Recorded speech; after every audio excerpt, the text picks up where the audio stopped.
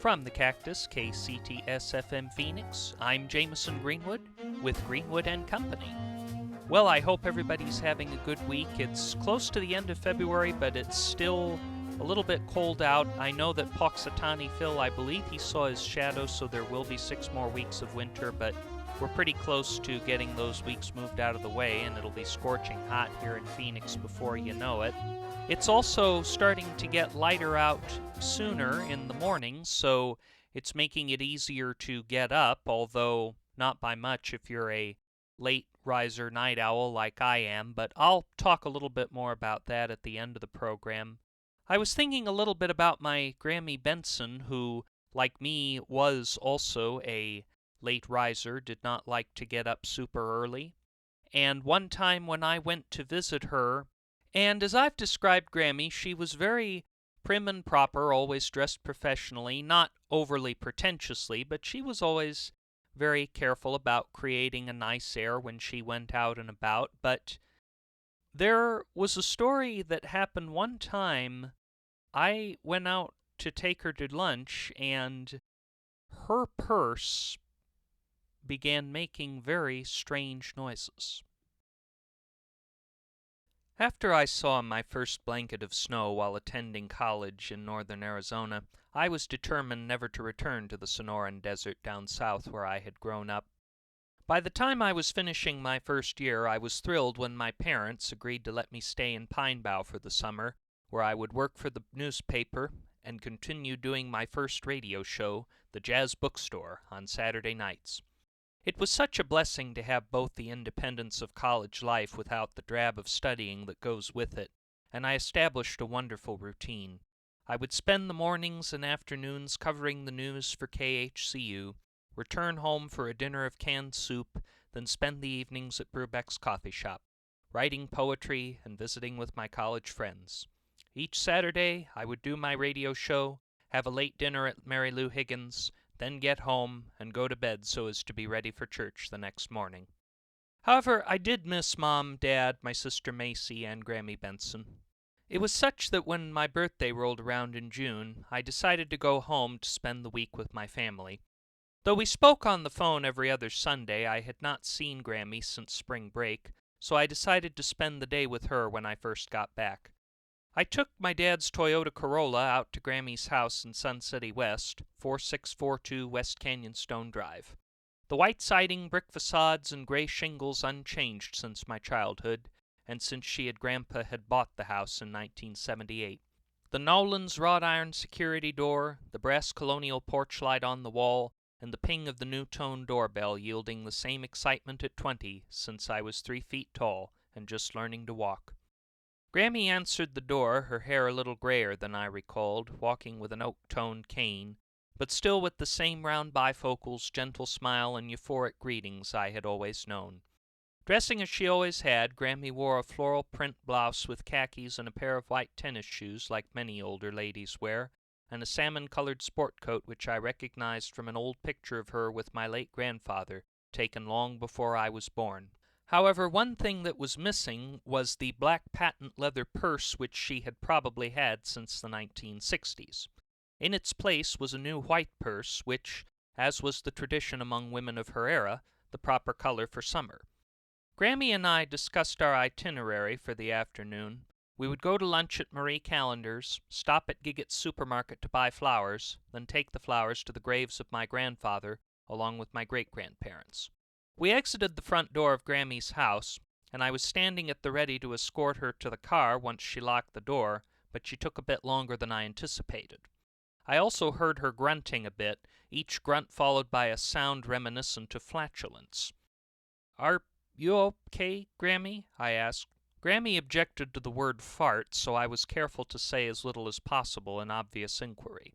"Yes, Jimmy." She was stressed, but I wasn't sure how to reassure her. "I don't smell anything," I finally said. Grammy turned to me. "I'm sorry, Grammy.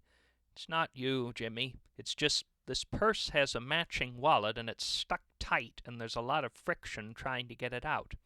"I can pay for everything, Grammy," I told her. "I do have a job now. My keys are stuck in there." Grammy struggled some more to try to get it out. "You know," she said after a moment, "I'm not going to be able to get this door locked. I'm just going to go in and get my spare key, and I'll come out through the garage and take my clicker with me." Grammy went inside and secured the front door, and shortly after the garage door opened, and I escorted her to the passenger seat of the Corolla.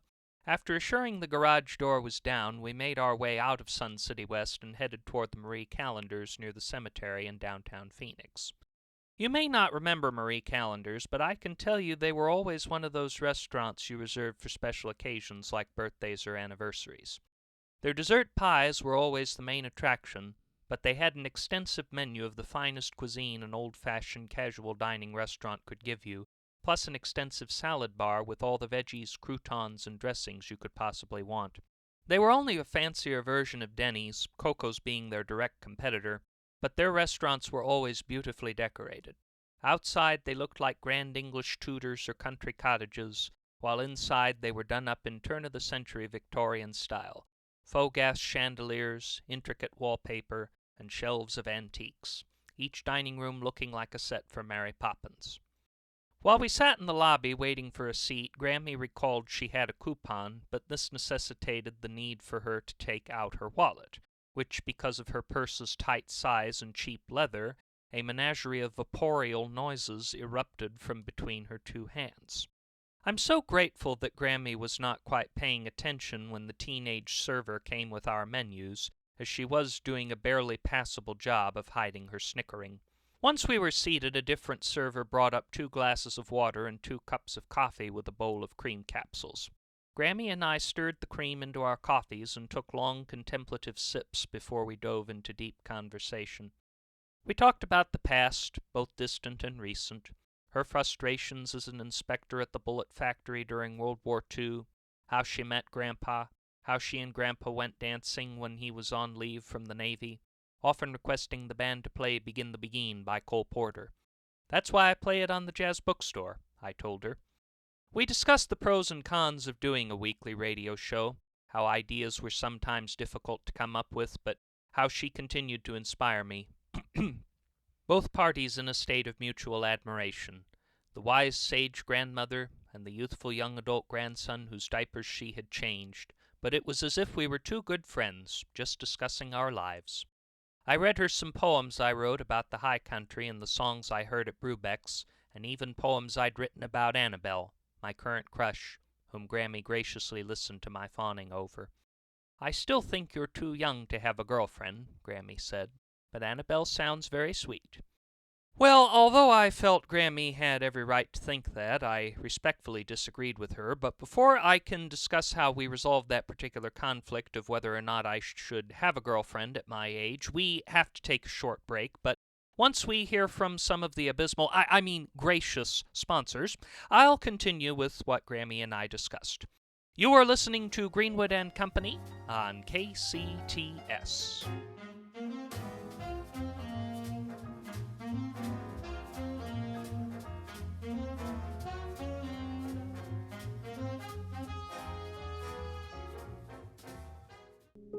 Values from yesterday, a vision for the future, creating opportunities for the best and brightest. These terms don't really mean much if you look at them closely, but they're lessons that we at the Hexagon Corporation have chosen, at least for this spot, to live by. Whatever we're selling, whatever we're servicing, and whatever we're trying to yank from under your feet in search of a quick buck, we'll always remember yesterday's values and our vision for the future, even if we don't actually apply it toward what we're doing today. Hexagon Corporation is proud to be in your community and proud to pull out of it whenever we need. You'll find a way to need it too. Hexagon Corporation. Yesterday, today, 6 sides. Yeah. And welcome back. You are listening to Greenwood and Company on the Cactus, KCTS Radio here in Phoenix, where Grammy Bentsen and I happened to be debating whether or not I was old enough to have a girlfriend while we were eating lunch at Marie Callender's. That's whether or not I was old enough to have a girlfriend in general, not specifically while eating at Marie Callender's. Dangling modifier. To assure Grammy, I tried to describe all of Annabelle's merits. She's kind, beautiful, a talent musician, an Episcopalian, Well, Grammy said, it would be better if she were Methodist. Why, I said, because the Methodists were rebels against the Anglicans. We both laughed before the server brought us our food, a beef stroganoff for me and an order of eggs Benedict for Grammy. We felt awkward about singing in the restaurant, but held hands while we whispered the words to Johnny Appleseed to say grace before eating. Yet despite the comedy of flatulence, neither of us laughed when it came time to pay the bill. First I insisted I pay, but Grammy insisted she pay. Then when we decided to go Dutch, I placed my Diners Club card in the leather booklet with my receipt, but Grammy was still struggling to remove her wallet from her purse and cover up the flatulent noises of patent leather. Grammy was grateful when we went to Giggott's supermarket to purchase flowers for Grandpa's grave, and from there we journeyed to the Greenwood Cemetery near downtown Phoenix. This cemetery was non-sectarian, so there was a mix of Protestant, Catholic, and Jewish corpses nestled among each other, but Grammy knew at least that a large statue of the Praying Hands marked the section where Grandpa was buried. The Praying Hands was always one of Grammy's favorite symbols, and she even had a pair of bookends in the shape of it where she kept her Dartmouth Bible and the theological works of C.S. Lewis. It also denoted the headstone we sought, the two praying hands in the upper left corner with the following inscription in the middle: George Roswell Bentsen, and to the other side of a Methodist cross and flame, Beatrice Johanna Wagner Bentsen. I dreaded the day that an end date would have to be added to Grammy's name, and took such a solace in her standing next to me, alive and well, that I almost cried. Yet the sound of squeaking plastic, not unlike expulsive gas, snapped me out of my high emotion, but Grammy was trying to hide unimaginable shame. What would your grandfather think? She shook her head. She was reaching for her old Kodak film camera, which, despite this being the 2010s, she still had a few rolls of film for, but it would require a lot of extra noise to get it out. I'll take some pictures for you and get them printed, I told her. Oh, thank you, sweetie. It was Saturday evening, so we figured we'd have enough time to get back to Sun City West for the 5 p.m. service at Grammy's church. We took the Phoenix Highway system back to Sun City West until we reached the Shepherd of the Hills United Methodist Church on Meeker Boulevard.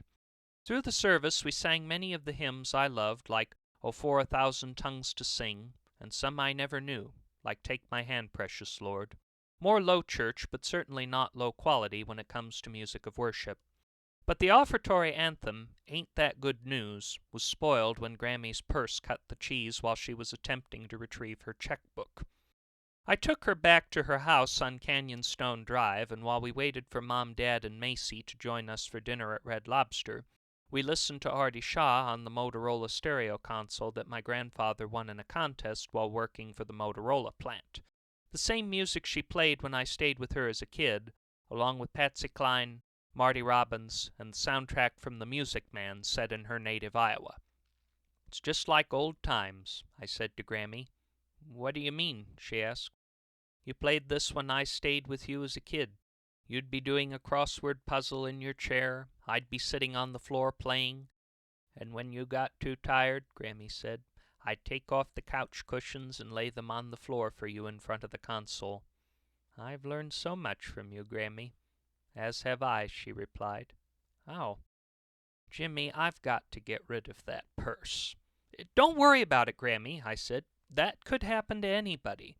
I don't try to pull the wool over my eyes, she said. I could see it in your eyes that you thought it was bad. How? I wondered.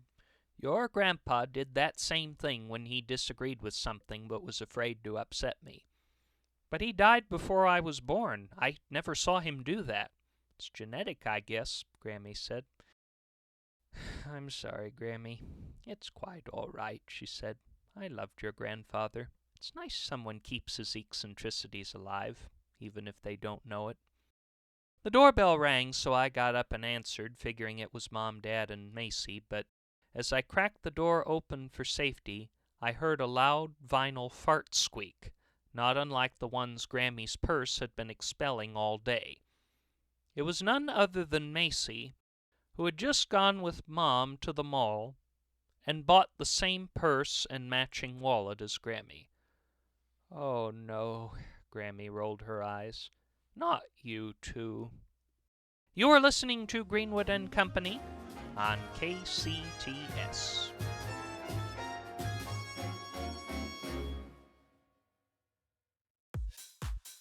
Reaching new heights, changing for the better, being the best you can possibly be.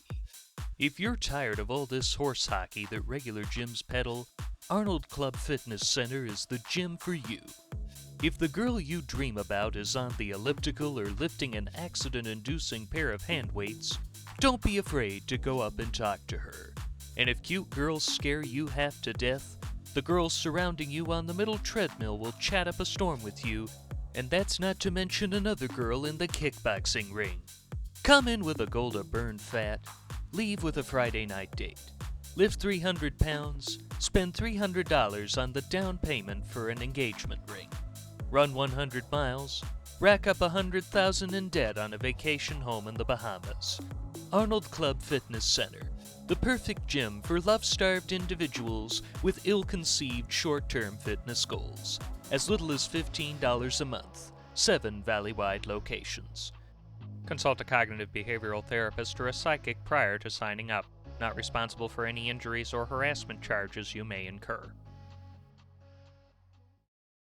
Additional support for Greenwood & Company comes from the Society for Cats with Mathematics Test Anxiety, the Shag Carpet Preservation Fund, and from the Folding Chair Charitable Trusts.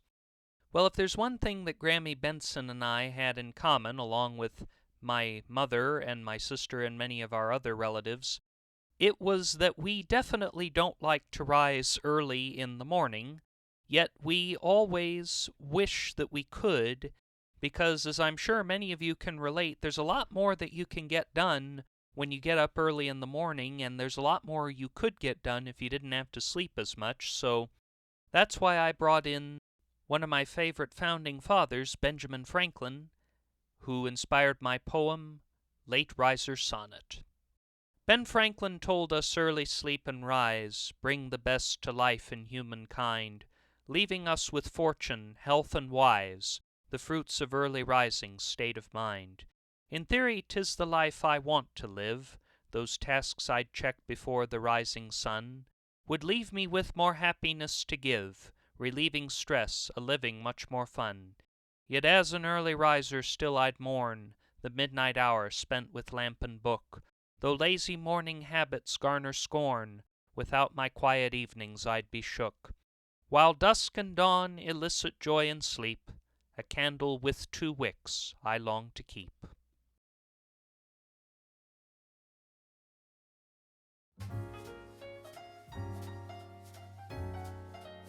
That brings an end to this week's Greenwood & Company. Our show was created and hosted by yours truly and was written by him along with James Salison and Minnesota Martinez. The engineer is Ivan Crosby. Jonas Andrews answers the phones even though we don't take calls on this program.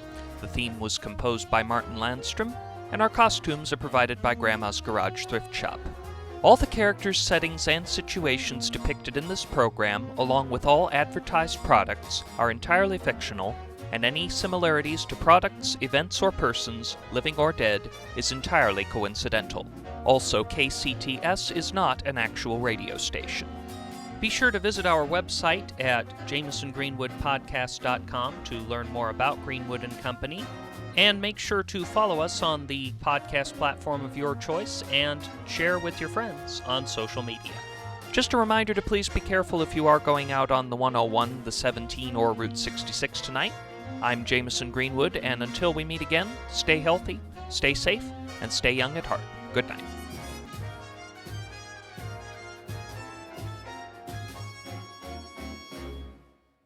This is KCTS FM Phoenix. Stay tuned for Lacking in Substance.